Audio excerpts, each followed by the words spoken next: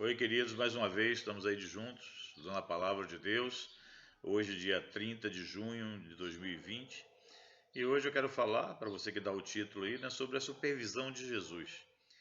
Jesus ele está passeando pela igreja, tá, para ver se a igreja está já pronta, né, para a grande festa, né, para o grande casamento, as bodas do Cordeiro, né, para ver se a noiva está 100% pronta, tá, para o casamento entre Cristo e a igreja. Amém, queridos? Então, como é que o Senhor está fazendo isso?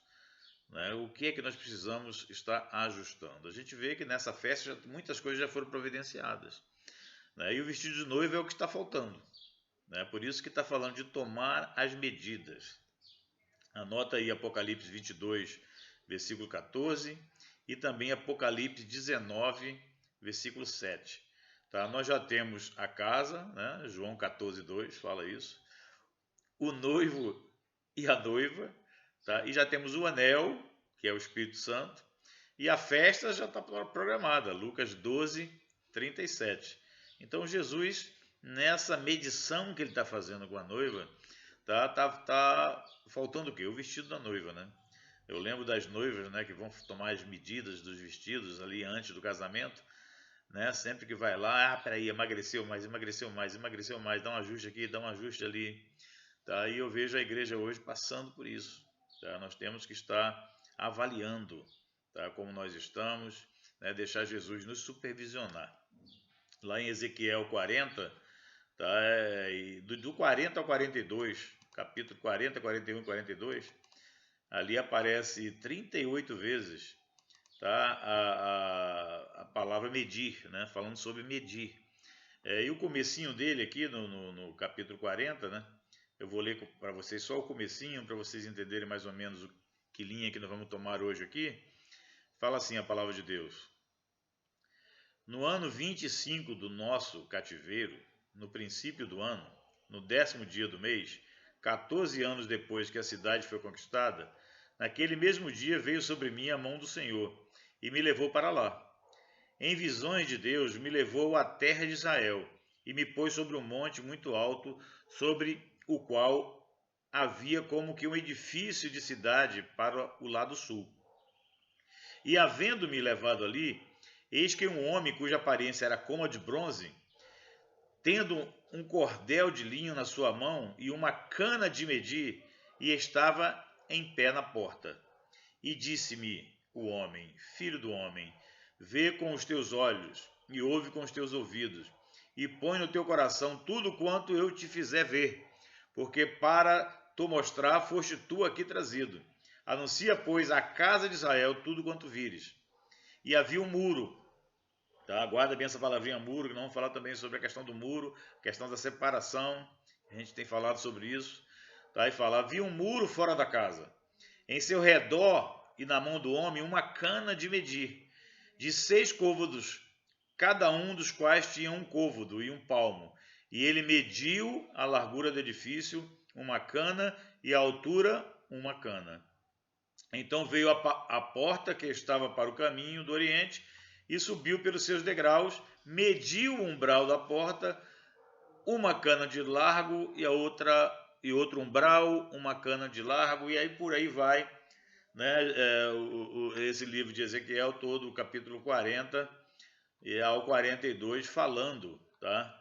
Disso que nós queremos falar hoje, né? Que trazer à luz essa sombra, mostrando que Jesus hoje ele está fazendo uma medida, ele está tomando a medida, ele está supervisionando a sua igreja para ver se tudo realmente está pronto para o grande casamento. Amém, queridos?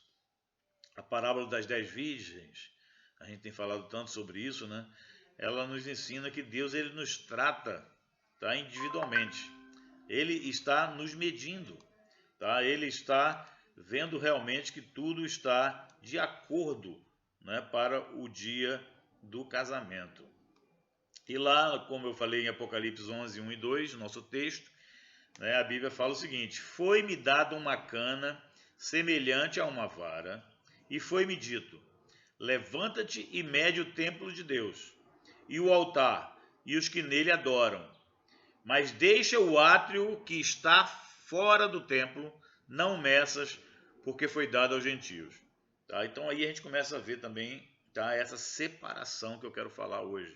Tá? Esse edificar o muro, esse trazer um muro, tá? Estar dentro, tá? E o que é que tem fora desse muro?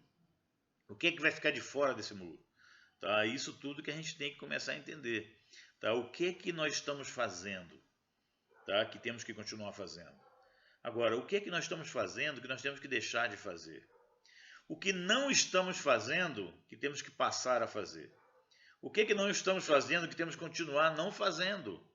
Tá? O Senhor quer nos mostrar todas essas coisas para estarmos prontos, né, para a vinda do Senhor. E aqui em Apocalipse 11, 1 e 2 que eu li, vara aqui quer dizer palavra. Tá? A vara de medir aqui é a palavra. Jesus está medindo a igreja com a sua palavra.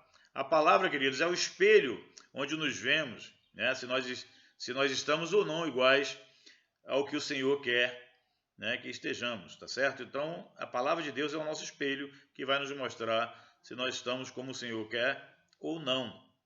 Então, aqui a gente vê, tá, que ele deixa de fora o átrio. Tá? Isso nos mostra que ele vai fazer a separação.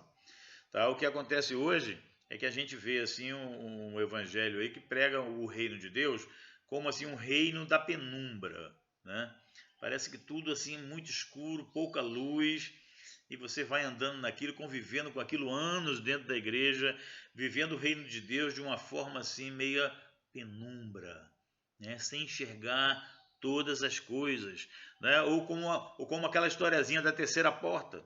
A gente sabe que existe só duas portas, né? Estreita é a porta e apertado o caminho. Tá? E tem a porta espaçosa, que qualquer um entra para a perdição. A gente vê isso na palavra, que só existe duas portas. Uma leva à perdição, tá? E a outra leva para a glorificação, tá? Para a vida eterna com Cristo. E as pessoas vivem porque vivem tentando inventar uma terceira porta. Não existe terceira porta.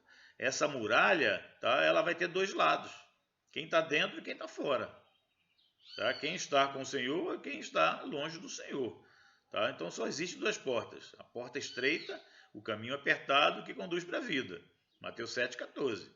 Né? Agora, a gente tem que entender então, né, de que lado nós estamos. Né? Estamos dentro ou estamos fora? Tá? Então, isso nos lembra, né, essa questão dessa preparação para a noiva. Né? Como é que é essa preparação? Né? Um casamento, aquela toda expectativa que se cria, né, o vestido de noiva lá, tal, a noiva emagrecendo, a noiva precisando, né, de um ajuste, tá? Então nós já temos a noiva, nós já temos o noivo, nós já temos um anel, tá? Mas esse vestido, tá, ele está sendo medido, ele está sendo adequado para a noiva. É isso que o Senhor está fazendo agora em nossas vidas. Amém, queridos? Em primeiro lugar, eu quero dizer para vocês que Jesus ele está avaliando, ele está supervisionando a nossa fé, né? Isso está lá em Mateus 8, versículos 5 a 13, tá? Que mostra para a gente, né, claramente como Jesus, tá? Ele valorizou, né, a fé. Tá? Em que temos crido? Né? Como temos agido? Né? Fé é a certeza das coisas que se esperam, a convicção dos fatos que não se veem. Né? Tem uma frasezinha aí que a gente sempre tem falado, né? O que tu crês determina o teu procedimento. E o teu procedimento determina o teu destino. Ou seja, quem você vai ser em Deus. Então, essa condição, né, de você crer e você agir segundo o que você crê, tá, é algo assim fundamental que o Senhor está olhando para a igreja e medindo.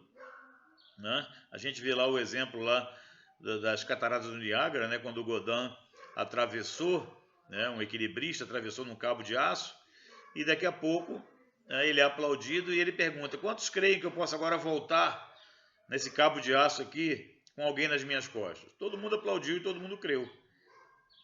Aí ele perguntou: quem quer ser o primeiro? Né? Silêncio na multidão. Todos começaram a dar um passinho para trás, tá? E todos começaram então, né, em silêncio a tentar fugir. Por quê? Eles criam que o Godin, o equilibrista, era capaz de atravessar, né, com alguém nas costas, mas ninguém quis arriscar ser a pessoa que ia provar que crê. Né? Então isso não é fé, isso é um assentimento mental. tá? Você chegar e você falar que você acredita, mas você não está pronto a se lançar, tá? Então fé é você se lançar. E lá, nesse texto de Mateus 8, 5 a 13, no versículo 12, ele destaca essa separação, porque ele fala o quê? Né? Lança fora nas trevas, onde haverá choro e ranger de dentes. Tá? Então, o Senhor está supervisionando e está avaliando a tua fé. Está avaliando a fé da noiva. Tá? Temos fé? Estamos aprovados, estamos dentro. Tá? Não temos fé? Tá? Estamos nas trevas, onde haverá choro e ranger de dentes. Amém, queridos? Em segundo lugar, Jesus está avaliando, tá, o nosso padrão. Né? Usando lá o texto de Mateus 22, 1 a 14, tá? Que padrão é esse que ele está avaliando? Né? Então, o que está na sua palavra? Né? É o que está na sua palavra. Todos naquela época, quando eram convidados para um casamento, recebiam na porta de entrada uma veste nupcial. Ou seja, todos eram vestidos igualmente. Né? Tinha um que estava diferente, né? Nesse texto aí de Mateus. A gente vê que tinha um que estava diferente, que entrou e achou que poderia ficar com outra vestimenta qualquer, do seu jeito. Ficar diferente dos outros. Tá? Então a gente vê no meio da igreja hoje, tá, que existe dois tipos de pessoas. Né? Existe o discípulo e o discípulo vinculado. Existe o comprometido, tá? E que está comprometido, né? E o que está apenas, né, ali presente, tá? Simplesmente, né, faz de tudo, tá? Mas não tem, tá, o compromisso. Tá? A diferença do discípulo que tem o compromisso, tá? E do outro discípulo que está apenas vinculado, está apenas envolvido. Então a diferença do comprometido para o envolvido é o exemplo que a gente dá do café da manhã mais gostoso que tem, que é ovos com bacon, né? E você está ali comendo aquele café da manhã, ovos com bacon, você vê que dois animais ali estão ali envolvidos com isso. Só que a galinha, tá? Ela está só envolvida, ela deu o ovo. Agora o porco, ele está comprometido, por quê? Ele deu a própria vida, tá, para poder você comer aquele baconzinho gostoso. Então o padrão que Deus está trazendo, queridos, é um padrão de santidade, é um padrão de justiça, é um padrão de retidão. Né? Depois você lê lá Apocalipse 19, versículo 8. Então, o que você faz fala tão alto que eu não consigo ouvir o que você diz. Né? E faça discípulo, se precisar use palavras. Nós estamos falando aqui da tua vida, de você aplicar o evangelho do reino em todas as áreas da tua vida, para que as pessoas ao teu redor notem claramente, sintam o perfume de Cristo na tua vida. Tá? Isso que o Senhor está querendo medir, esse é o padrão que Ele quer que você ande, que você esteja vivendo a tua vida semelhante a Jesus em tudo.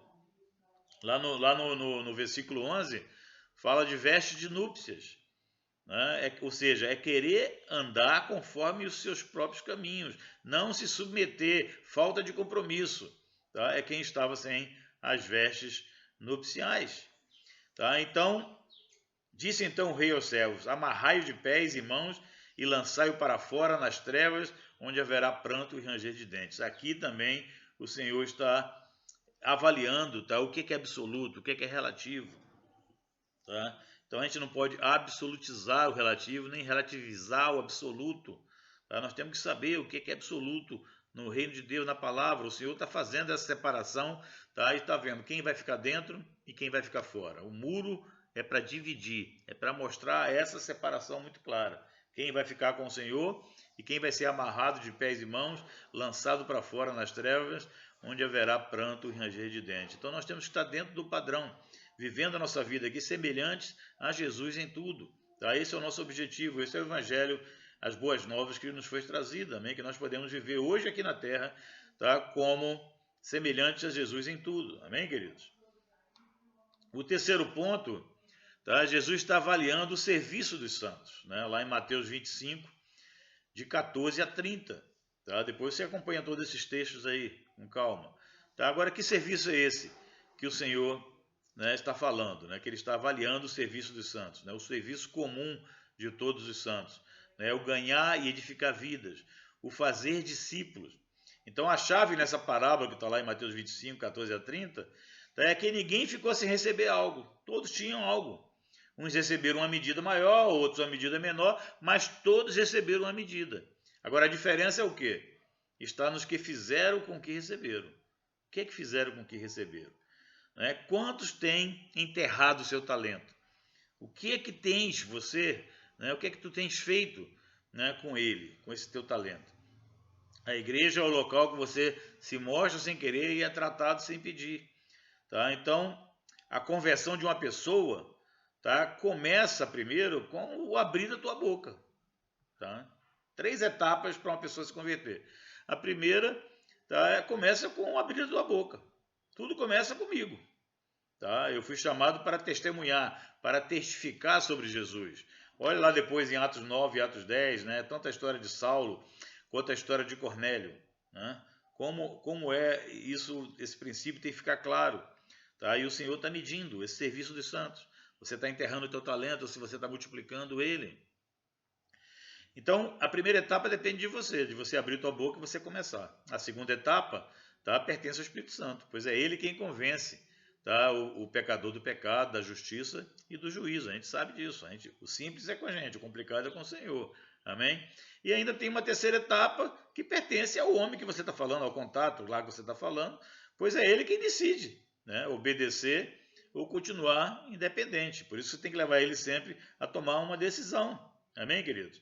Então, esse texto, o texto de Mateus 25, 14 a 30, tá, mostra como o Senhor, tá, ele quer medir, quer ver em nós, né, que nós estamos com toda unção, com todo poder. E no versículo 30, queridos, de novo ele fala: lançai para fora o servo inútil nas trevas, ali haverá choro e ranger de dentes.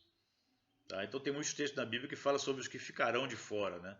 Apocalipse 22, 14 e 15, 1 Coríntios 6, 9 a 11, Apocalipse 21, 8.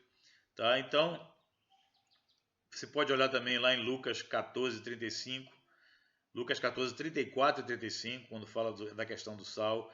Então a gente vê aqui também, tá? Essa separação que Jesus, tá, medindo a igreja, tá, vai fazer. Tá? Então, qual é a nossa conclusão então? Começando a terminar. O Senhor está medindo a sua igreja. Que medida Ele quer que ela chegue? Tá? Lá Efésios 4, versículo 13. Né? Que a gente vê lá o texto, né, mostrando Ele concedeu uns para apóstolos, profetas, evangelistas, pastores e mestres. Aí ele bota, tendo em vista o correto ordenamento dos santos, catartismos. A função do apóstolo, do profeta, do evangelista, do pastor e do mestre é o quê? Correto ordenamento dos santos para quê? Para que os santos desempenhem o seu serviço até onde? A que todos cheguemos, tá, à unidade, né? Para que todos cheguemos à estatura da plenitude de Cristo. Tá? Isso que é o que o Senhor quer, que todos nós cheguemos, tá, a estar semelhantes a Jesus em tudo, ao ponto de quem estiver ao nosso lado possa identificar isso de uma maneira clara e objetiva. Tem uma frasinha que eu gosto muito que tem por aí, que fala que insanidade é continuar fazendo as mesmas coisas e esperar um resultado diferente. Tá, queridos? Nós temos que mudar. Nós temos que ter uma postura, tá, de entender e deixar Jesus nessa medição nos achar fiéis, nos achar aptos, nos achar disponíveis e prontos, tá, para realmente representá-lo como testemunhas, proclamadores, ele aqui nessa terra. Amém? A outra frasezinha que eu gosto muito que fala: a ambição universal do homem é querer colher onde eles nunca plantaram. Né, queridos? Nós precisamos, então, entender que o Senhor tem para nós nesses dias, tá, uma mudança radical. Né? Nesse tempo aí de pandemia, o Senhor nos trouxe aqui, né, para a restauração lá do nosso navio que estava navegando, né, com as âncoras lançadas. O Senhor nos traz para fazer uma reforma nesse navio, né? Ele nos traz para recolher as âncoras, porque o caminho para frente vai ser um caminho que nós vamos precisar ir a todo vapor, a toda velocidade. O navio também que queria decolar, tá, mas estava com problemas mecânicos. Nós temos que voltar, consertar esse navio, tá, para que ele decole e que ele atinja o seu objetivo. Tá? Nós precisamos então entender tudo isso. Tá? E como o Asaf falou recente, né, usando lá, né, a palavra de Deus em Lucas 5, quando mostrou para ele o quê? Que os discípulos depois estavam ali fazendo o quê? Lavando as redes. né? E o Asaf mostrou para a gente como, tá, é um momento agora nesse tempo de nós lavarmos a rede. Aliás, a palavra cartatismo também, né? Ela significa remendar as redes. Então é o tempo nosso agora. Vamos aproveitar esse momento, queridos, e vamos deixar que o Senhor sonde o nosso coração, tá? Para que a gente possa ver se há em nós algum caminho mau, tá? E corrigir, tá? Deixar o Senhor nos trazer para um caminho reto, um caminho puro, como igreja, como indivíduos.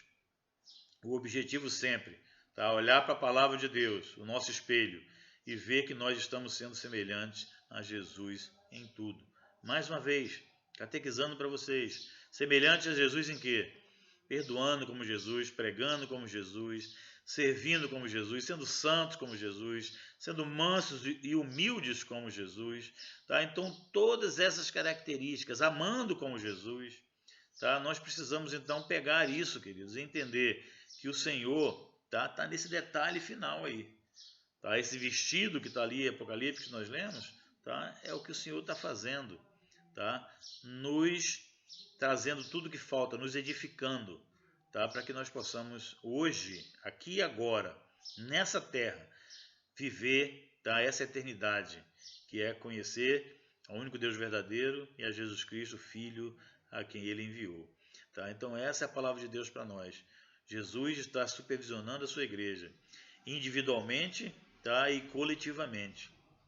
E Jesus quer nos achar prontos, tá? Para realmente poder, né, estar mostrando ao mundo esse Jesus. Não perca a oportunidade. Não perca a oportunidade. Prega a palavra, insta, quer seja oportuno, quer não. Tá? Seja preparado para isso. Seja treinado para isso. Para saber abordar uma pessoa, tá? No teu trabalho, na tua vizinhança, na tua escola, na tua faculdade, onde você estiver. Tá? A tua parentela, onde você estiver. Tá? Esteja pronto para saber abordar essa pessoa, tá? E depois mostrar para a pessoa, tá? O problema que ela está vivendo sem Cristo, tá? E mostrar para ela depois, tá? A solução que é Jesus. Amém, queridos? Essa é a nossa missão aqui na Terra. O mundo hoje, essa nova geração, os jovens, eles ainda continuam querendo uma razão de viver. Tá? E o que acontece é que se você não chegar com o Evangelho, alguém vai chegar com outra coisa. Alguém vai chegar com outra coisa, tá? E se ele não consegue ver Jesus em você, ele vai ver outra coisa em outra pessoa. E ele vai acabar seguindo. Ele vai entrar por uma linha político-partidária, ele vai entrar em alguma outra seita ou heresia, tá? Ele vai entrar na religiosidade, ele vai entrar em qualquer coisa. E está nas tuas mãos, então, dar esse start, dar esse início, tá? De com a tua boca, tá? Começar a ser testemunha e proclamador de Jesus em tudo. E deixa o Espírito Santo fazer a parte dele, de convencer do pecado, da justiça e do juízo.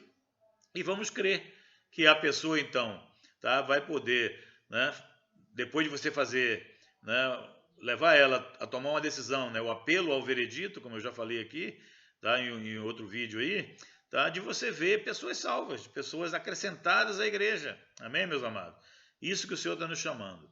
Não vamos aproveitar, porque tem muitos aí que estão vivendo esperando você se manifestar, esperando você se revelar, tá? Como alguém que tem para eles a solução, alguém que tem para eles, tá? O caminho para a vida eterna, tá? O segredo da porta de entrada no reino de Deus, tá? Entender o que é o arrependimento, o que é ser batizado em Cristo, o que é receber o Espírito Santo.